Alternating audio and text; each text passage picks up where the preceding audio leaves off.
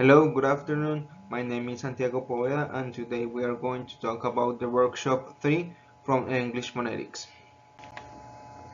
First sentence. The airplane taxied down the runway before taking off. As you can see in the image, there are some syllables and words that are highlighted because they are the stress and the stress and the syllables and the word stress. I continue with the second one. Second sentence. The airplane circled around the airport, waiting patiently to receive permission to land.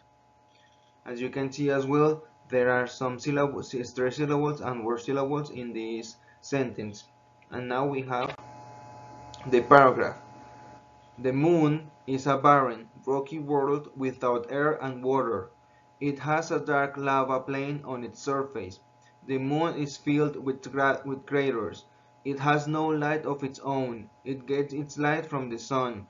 The moon keeps changing its shape as it moves around the earth. Thank you. Bye bye.